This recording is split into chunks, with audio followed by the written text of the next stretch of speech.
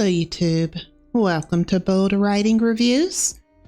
This week we're going to explore the Luminaries. There will be light spoilers, so fair warning. The Luminaries by Susan Dennard is set in a world where great spirits form over long periods of time.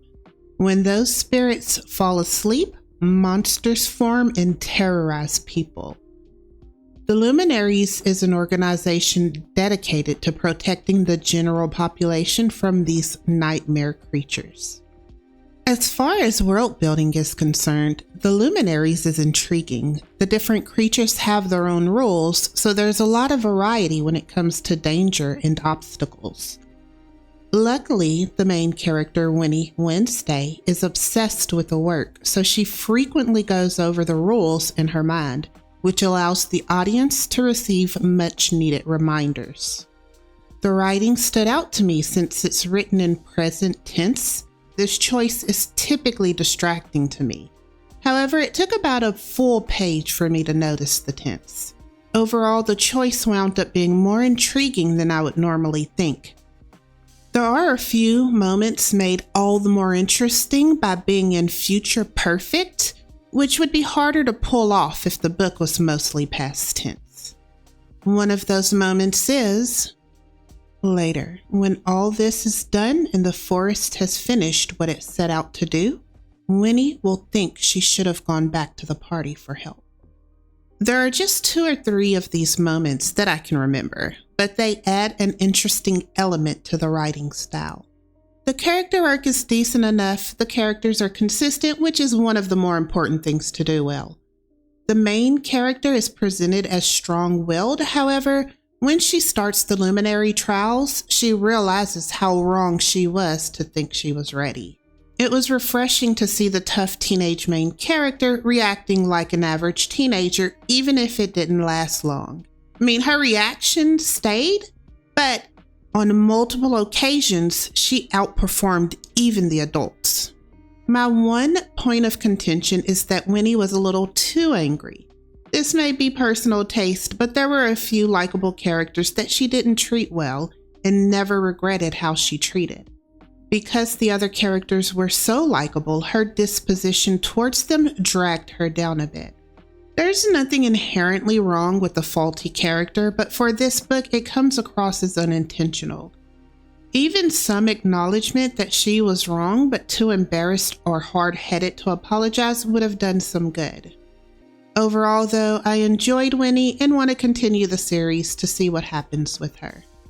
The plot is the weakest point of the story to me. The author does well enough with other elements, but the focus on the story should have been one of the more fascinating concepts that come up. There's the new creature that looks like broken glass or a kaleidoscope, whatever is happening with Jay, though I have a good idea. The issue with Winnie's father, etc. All of these are far more interesting than Winnie taking the trials to restore her family's good name after her father betrayed them. This boils down to setting the expectations with the audience. Reading the blurb helps highlight my point. I'm going to read the 3rd and 4th paragraph in the blurb. Ever since her father was exposed as a witch and a traitor, Winnie and her family have been shunned.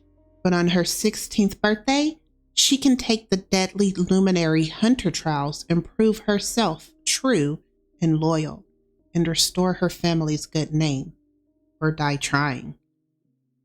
In my opinion, the blurb should have ended there because that is what the story's about. However, not only does the blurb continue, these other elements are added throughout the course of the story. But in order to survive, Winnie enlists the help of the one person who can help her train, Jay Friday, resident bad boy and Winnie's ex-best friend.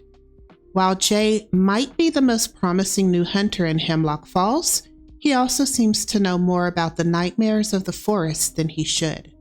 Together, he and Winnie will discover a danger lurking in the forest no one in Hemlock Falls is prepared for.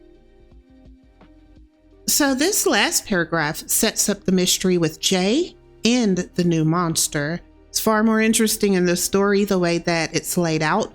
The plot is actually paced similar to the trials, so I kept waiting for more information to come out about Jay and more to be discovered about this creature. However, the main focus of the story remained the trials. Once again, nothing wrong with that. It's just audience expectation was set incorrectly, in my opinion.